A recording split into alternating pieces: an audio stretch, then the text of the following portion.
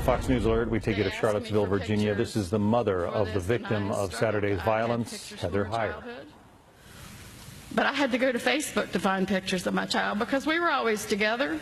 I saw her a couple times a month at least, and we would text each other fairly often, and we would Facebook message at bedtime. I love you. I love you. You doing okay? Yep, I love you. So I have no regrets on that part. Take pictures of the ones that you love because you don't know when they're not going to be there. But here's what I want to say to you today. This could be a storm in a teacup, and it could all be for nothing. I could have said, let's don't do this publicly. Let's have a small private funeral. But, you know, that's not who Heather was. Anybody who knew Heather said, yep, this is the way she had to go, big and large. Had to have the world involved because that's my child. She's just that way. Always has been, and she will continue to be. Because here's the message. Although Heather was a caring and compassionate person, so are a lot of you. A lot of you go that extra mile. And I think the reason that what happened to Heather has struck a chord is because we know that what she did is achievable. We don't all have to die. We don't all have to sacrifice our lives.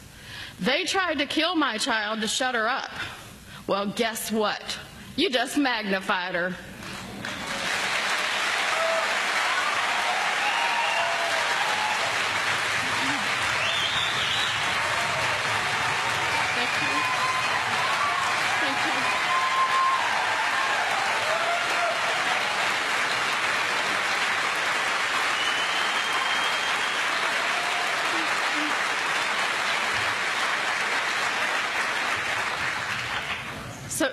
So here's what I want to happen.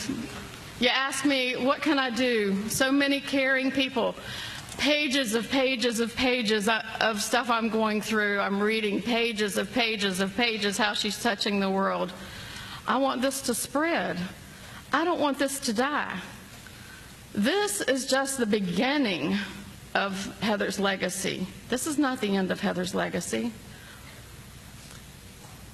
You need to find in your heart that small spark of accountability.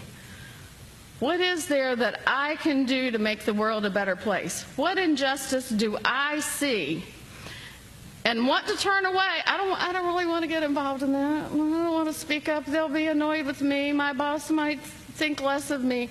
I don't care. You poke that finger at yourself like Heather would have done, and you make it happen. You take that extra step. You find a way to make a difference in the world. My child had a high school education.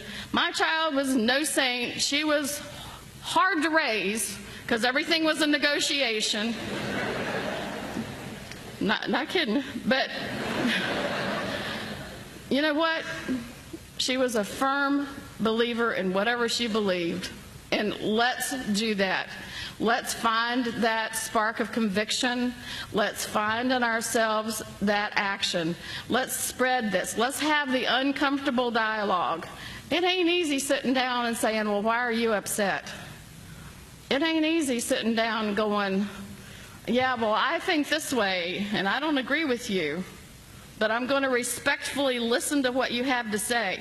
We're not going to sit around and shake hands and go kumbaya. And I'm sorry, it's not all about forgiveness. I know that that's not a popular trend. But the truth is, we are going to have our differences. We are going to be angry with each other. But let's channel that anger not into hate, not into violence, not into fear, but let's channel that difference, that anger, into righteous action. Right now, down the road, there's a blood drive going on in Heather's name. Right now, there are people who are here willing to listen to one another and talk to one another. Last night in New England, they had a peaceful rally in Heather's name to have some difficult dialogues. If you ever want to see what one of those dialogues looked like, look at her Facebook post. I'm telling you, they were rough sometimes, but they were dialogues, and the conversations have to happen. That's the only way we're going to carry Heather's spark through. So remember in your heart If you're not outraged, you're not paying attention. And I want you to pay attention, find what's wrong, don't ignore it, don't look the other way. You make a point to look at it and say to yourself, what can I do to make a difference? And that's how you're going to make my child's death worthwhile. I'd rather have my child, but by golly, if I got to give her up, we're going to make it count.